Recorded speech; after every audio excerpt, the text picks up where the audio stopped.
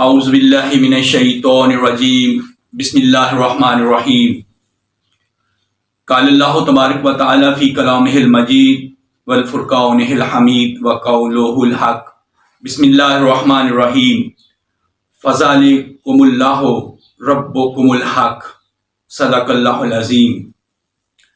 सामीन मोहतरम, हमारा आज का मौजू हक़ और बातिल क्या है। इंशाअल्लाहुल अज़ीम हम कुरान मजीद फुरकान हमीद से इंसानियत तक ये पैगाम पहुँचाएंगे कि अल्लाह के कानून में हक़ और बातिल क्या है।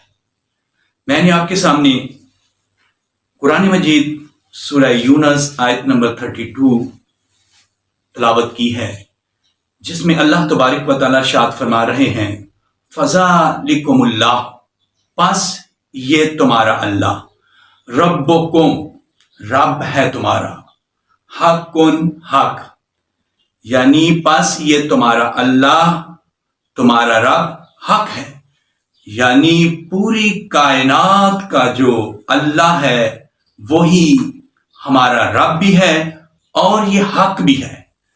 यानी जहां तक अल्लाह की रबूबियत है, बिस्मिल्लाहिर रहमानिर रहीम, अल्हम्दुलिल्लाह रब्बिल आलमीन, अल्लाह जो रब है वो आलमीन का है, तो इसका मतलब है कि अल्लाह आलमीन के लिए हक है। तो जो अल्लाह की तरफ से नाज़िल होता है उसके मुतल्लिक अल्लाह तबारक व तआला सूरह बकरा आयत नंबर 147 में इरशाद फरमाते हैं, अल-हक़्क़ु मिन रब्बिका, तुम्हारे रब की तरफ से जो भी आएगा वो हक होगा। अब पता चला कि अल्लाह तबारक व तआला भी हक है, जो अल्लाह की तरफ से आता है वो भी हक है। अब सूरह आल इमरान आयत नंबर 86 की तरफ चलते हैं। अल्लाह तबारक व तआला इरशाद फरमा रहे हैं, अन्नर रसूल हक़्क़ुन, बेशक रसूल भी हक है, यानी अल्लाह ने जिन रसूलों को नाजिल किया वो भी हक हैं।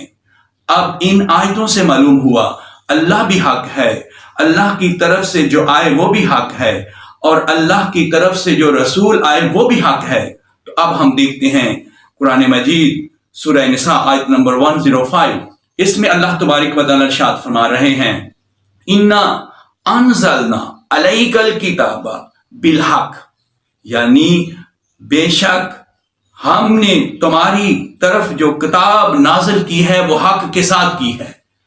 अब मालूम हुआ अल्लाह तबारक व तआला ने अंबिया की तरफ जो किताबें नाजिल फरमाई वो भी हक हैं। अब कुरान ने साबित कर दिया कि अल्लाह भी हक, अल्लाह की तरफ से जो आए वो भी हक, रसूल भी हक, और रसूलों पर जो किताब जो सहीफे नाजिल हुए वो भी हक हैं। अब हक अल्लाह ने मुसम्मम तौर पर यह बता दिया कि हक जो है ये अल्लाह की जात, रसूल की जात, और रसूल पर जो कुछ नाज़िल हुआ वो हक है। तो अल्लाह तबारक व तआला ने सूरह बनी इसराइल आयत नंबर 81 में इरशाद फरमा दिया, वकुल जाअल हक़्क़ु व ज़हक़ल बातिल इन्नल बातिला कान ज़हूका, यानी मेरा रसूल, वकुल जाअल हक़्क़ु, मेरा रसूल कह दीजिए, फरमा दीजिए, हक आ गया, व ज़हक़ल बातिल, और बातिल नाबूद हो गया, इन्नल बातिला, बेशक बातिल, कान ज़हूका, खत्म होने वाला था। यानी अल्लाह ने इरशाद फरमा दिया, मेरा रसूल हक आ गया है और बातिल खत्म हो गया है, बेशक बातिल खत्म होने वाला है। यानी हक के सामने जो भी खड़ा होगा वो बातिल होगा। तो अब हम देखते हैं कि जो हक आया है वो क्या है। उसके मुतल्लिक नबी पाक सल्लल्लाहु अलैहि वसल्लम अल मुस्तदरक जिल्द नंबर 4 में हदीस इरशाद फरमाते हैं, जनाब उम्मे सलमा रजी अल्लाह तआला अन्हा समअतु रसूलल्लाह सल्लल्लाहु अलैहि वसल्लम यक़ूलु अल हक़्क़ु मअलियन अल अलिय्यु मअल हक़, यानी सरकार दो जहां सल्लल्लाहु अलैहि वसल्लम उम्मे सलमा रजी अल्लाह तआला अन्हा इरशाद फरमाती हैं कि मैंने सुना کہ نبی پاک صلی اللہ علیہ وآلہ وسلم ارشاد فرمایا کہ حق علی کے ساتھ ہے اور علی حق کے ساتھ ہے۔ اب سرکار دو جہاں نے حق کو بالکل سامنے کھڑ دیا، یعنی دنیا کو یہ بتا دیا کہ یہ حق ہے۔ اب پتہ چلا نبی کے فرمان سے کہ حق مولا علی ہے۔ اب مولا علی جہاں ہوں گے وہاں حق ہوگا، یعنی اللہ دیکھنا ہے تو وہ بھی مولا علی میں، رسول دیکھنا ہے وہ بھی مولا علی میں، کتابوں کو دیکھنا ہے وہ بھی مولا علی میں۔ کیوں کہ جہاں علی ہوں گے وہاں حق ہوگا۔ تو اب سرکار نے اس بات کو واضح کر دیا کہ جو حق پر چلنا چاہتا ہے وہ مولا علی کی پیروی کرے، کیوں کہ مولا علی حق ہیں۔ جو حق ہے وہی نبی پاک صلی اللہ علیہ وآلہ وسلم ارشاد فرماتے ہیں کہ حق علی کے ساتھ، علی حق کے ساتھ، جہاں علی ہوگا وہاں حق ہوگا۔ جو مولا علی کے سامنے آ جائے گا وہی باطل ہوگا۔ اب قرآن نے یہ ثابت کر دیا کہ حق کے سامنے جو بھی آئے گا وہی باطل ہوگا۔ اب ہمارے اس موضوع میں قرآن نے یہ ثابت کر دیا کہ حق اللہ، حق رسول، حق کتاب اللہ اور رسول پاک صلی اللہ علیہ وآلہ وسلم نے جو حق آیا تھا اس کو واضح سامنے کھڑا کر دیا کہ یہ وہ علی ہے جو حق ہیں۔ تو اب جب نبی پاک صلی اللہ علیہ وآلہ وسلم نے تمام لوگوں کو یہ بتایا کہ مولا علی حق ہیں، تو لوگ اس کے باوجود حق کو باطل کے ساتھ ملانا شروع کر دیا۔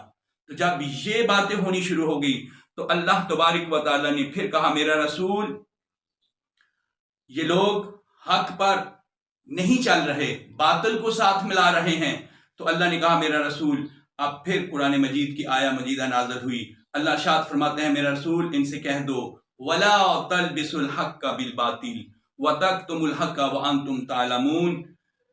یہ سورہ بقرہ آیت نمبر 42، اس میں اللہ ارشاد فرما رہے ہیں وَلَا تَلْبِسُوا الْحَقَّ بِالْبَاطِلِ، حق کو باطل کے ساتھ نہ ملاؤ، وَتَكْتُمُوا الْحَقَّ، اور حق کو نہ چھپاؤ، وَأَنْتُمْ تَعْلَمُونَ، اور تم جانتے بھی ہو۔